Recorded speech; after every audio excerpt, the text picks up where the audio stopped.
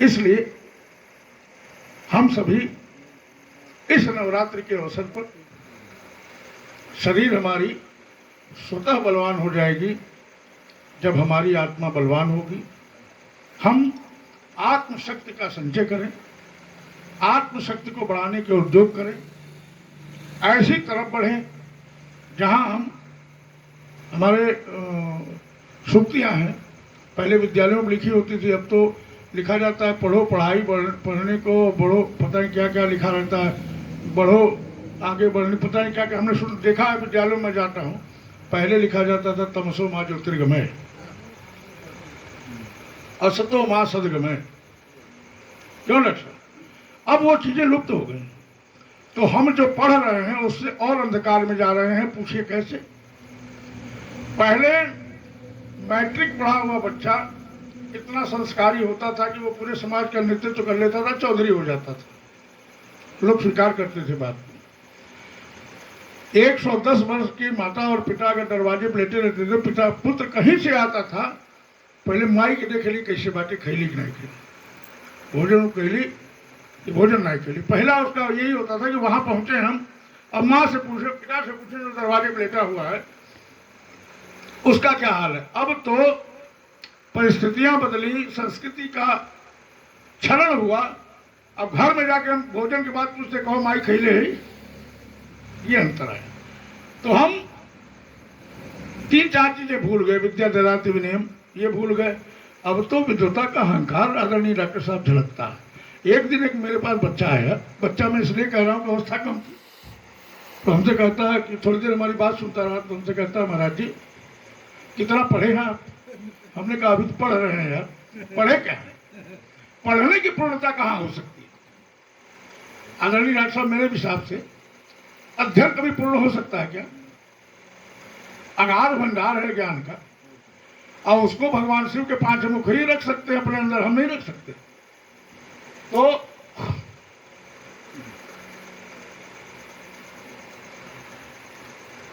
मैंने उससे पूछा तुम्हारा तात्पर्य क्या? बोला आप कभी कभी अंग्रेजी के भी शब्द बोल दे रहे हैं।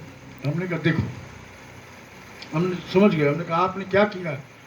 बोला हम तो IIT कानपुर से पढ़े हैं, मैंने इंजीनियरिंग किया है, IIT का प्रोडक्ट हूँ। हमने कहा प्रोडक्ट हो तो और कुछ नहीं हो सकते, प्रोडक्ट तो हो। हमने कहा प्रोडक्ट का अर्थ तुमको पता है? उत्पादन। कहे हाँ है। तो हमने कहा तुम उत्पाद हो? अगर उत्पाद हो तो केवल प्रयोग के लिए बने और तुम्हारा कोई अस्तित्व नहीं। बिस्कुट पार्ले का हो या ब्रिटानिया का, वो केवल पानी के साथ खाया जा सकता है, चाय के साथ खाया जा सकता है, उसको बिछा के सोया नहीं जा सकता। क्यों? तो अब प्रोडक्ट निकल रहे हैं। पहले शिष्य होते थे, अब छात्र हो रहे हैं। पहले गुरु होते थे, अब टीचर हो रहे हैं, मास्टर हो रहे हैं। कहते हैं मास्टर साहब, अच्छा तो अरे उस सर के साथ भी अब कहते हैं सर जी, थोड़ा और आगे बढ़ा लेते हैं उसको, हैं? ये हमारी संस्कृति नहीं है बेटा। हमारी संस्कृति थी जो असत्य है उसका भेदन करके सत्य तक पहुंचने की प्रवृत्ति, उसे हम विद्या कहते थे। खुद अंधकार से बाहर निकलना और दूसरों को भी प्रकाश तक पहुंचाने की जो प्रक्रिया थी उसको हम विद्या कहते थे। आजकल विद्या नहीं कोई लेता, आजकल शिक्षा लेते हैं लोग। विद्या अगाध समुद्र है और वीणावादिनी के 3 प्रकार के तार हैं। वीणा में 3 तार होते हैं और तीनों तारों पर 3 उंगलियां चलती हैं। विद्या 3 प्रकार की है। सात्विक जो आत्मा के काम आए, सेल्फ। दूसरी राजसिक जो सबके काम आए, और तीसरी तामसिक जो अपना भी विनाश करते दूसरे को भी ले डूबे। यही वीणावादिनी के 3 सत्वों से उत्पन्न विद्या भी अविद्या भी। 3 प्रकार के ज्ञान हैं। हम किस ज्ञान का प्रयोग किस जगह करते हैं, इसको उस शक्ति को विवेक कहते हैं हम लोग। और विवेक हनुमान जी के लिए कहा गया बुद्धि विवेक विज्ञान निधाना। बुद्धि भी है लेकिन कैसी है, विवेक के अधीनस्थ है, और विज्ञान भी है लेकिन उसके भी पीछे विवेक जुड़ा हुआ है। सुरसा नाम अहिन के माता, जर्जर सुरसा बदन बढ़ावा, काश दून कपि रूप दिखावा। दिखावा, बढ़ावा नहीं लिखा है। आदरणीय डॉक्टर साहब क्षमा करेंगे, आप तो बहुत रसिक भी है, मर्मज्ञ भी है राम कथा के, मैं आपके सामने क्या बोलूं। काश दून कपि रूप दिखावा। अवहेलना नहीं किया, ऐसा नहीं किया कि उनके मुंह में घुस के दूना हो गए तो फट जाएगा मुंह ना, मर जाएगी वो। दिखावा, उसको एहसास कराया। भगवान कृष्ण ने विराट रूप का एहसास कराया। उतने बड़े हो जाते कि अनंत आकाश कोट ब्रह्मांड, दिनकर जी ने भी लिखा है, तो देखेगा कैसे आदमी। लक्ष्मण जी ने कहा कि कंदुक एवं ब्रह्मांड उठाऊं, ये बताओ उठाते कहां से हो, ये भी सोचिए कि उठाते किस पर हो। और ये विज्ञान की प्रति, और जो आदरणीय डॉक्टर साहब ने कहा कि शेषनाग की चर्चा की, आदरणीय डॉक्टर साहब मैं एक विनय पूर्वक एक बात कहना चाहता हूं कि वास्तव में शेष का जो मुख्य तत्व है वो वायु है। थोड़ी सी विज्ञान की बात कर रहा हूं।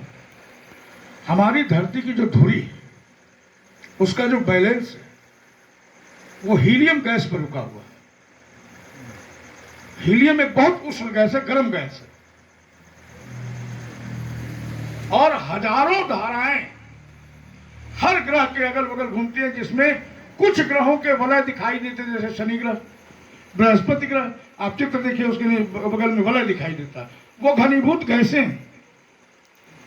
हमारी धरती वास्तव में शेष पे टिकी है।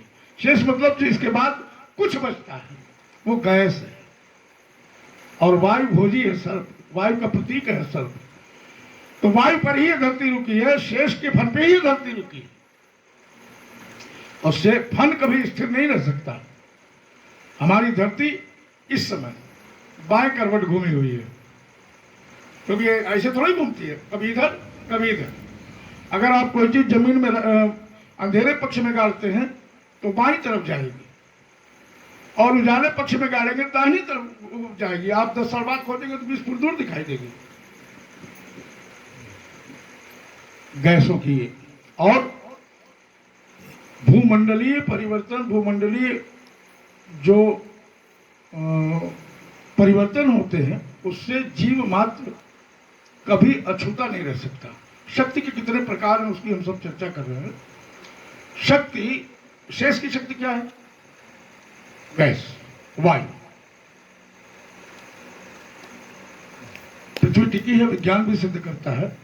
और हमने जो भी कहा, हमारे यहाँ संस्कृत जो साहित्य है, चाहे वो धार्मिक हो अथवा और भी तरह के जो साहित्य है, सूत्रवाद है उसमें। हम जितने भी देवी देवता हैं, जो जितना हम जानते हैं डॉक्टर साहब, उसके अनुसार सूक्त ही हर देवता का प्रधान प्रतिपाद्य है। शिव रुद्र सूक्त है, श्री सूक्त है, पुरुष सूक्त है, तो तमाम सूक्त हैं। सूक्त को ही सूत्र कहा गया, और विज्ञान में भी वो फार्मूला है, वो सूत्र है। तो ये जितने मंत्र हैं, आदरणीय डॉक्टर साहब, मेरी कनाडा में लड़की है ममता मिश्रा, इस समय लगभग 35 वर्षों से वो शोध कर रही है श्री सूक्त पर। श्री सूक्त का मतलब है हाइड्रोलिक पावर। श्री सूक्त के आधार पर जो उन्होंने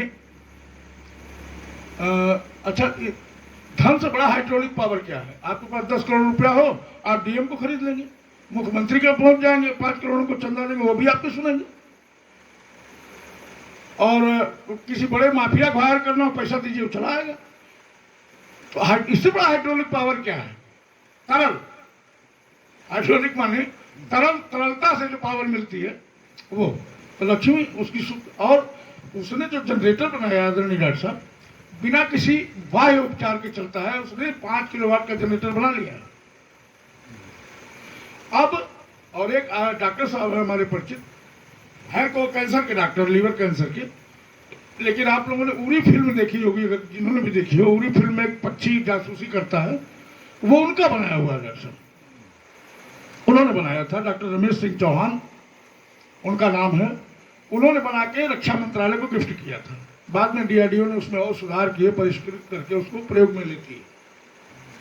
उनके एक शिष्य हैं, वो शिव के परम भक्त आदरणीय डॉक्टर साहब हमारे, उनके एक शिष्य पुरुष सूक्त पे जनरेटर बना रहे हैं। उनका ये मानना है कि केवल पावर बैलेंस से जो एनर्जी उत्पन्न होती है वो फार्मूला सारा पुरुष सूक्त है। तो उनका जनरेटर मैंने इस बार देखा विशाखापट्टनम में, 2-2 हजार किलो का वेट दोनों तरफ है, और दोनों तरफ मैग्नेटिक पावर है, मतलब इलेक्ट्रिक चुंबक है, जो चुंबक बनाया जाता है। वो चुंबक केवल 3 मिनट काम करते हैं। 3 मिनट इधर काम करेगा, फिर उसकी पावर खत्म, दूसरा काम करेगा तो फिर तब तक ये पावर जनरेट कर लेगा अपनी चुंबक। इस भांति जो चीज चलती है टरबाइन, उससे वो बिजली उत्पन्न करते हैं। तो हमारे ऋषियों ने जिन चीजों को, भाई भगवान विष्णु का काम क्या है? बैलेंस बनाए रखना, पालन करना, मतलब बैलेंस बनाए रखना। घर में मारपीट ना हो, सबको भोजन मिले, यही तो बैलेंस है। जितने मरे उतने जिंदा पैदा हो जाएंगे, यही तो बैलेंस है। जितने मूर्ख रहे उतने विद्वान हो, यही तो बैलेंस है, ये तो विष्णु काम है। तो इस तरह के तमाम रिसर्च हमारे विद्वान आधुनिक काल में भी कर रहे हैं। रुद्र सूक्त में कुछ ऐसे श्लोक है, कभी बाद में चर्चा करेंगे अकेले में हम लोग, जिससे किसी भी भौतिक चीज को तुरंत का तुरंत नष्ट किया जा सकता है, जलाया जा सकता है। क्योंकि भगवान शिव की एक ही पावर है, तीसरा नेत्र खोले पूरा संसार जल जाएगा, ऐसा कथानक सूत्र है वो। पुरुष सूक्त, रुद्र सूक्त में जो रिसर्च चल रहे हैं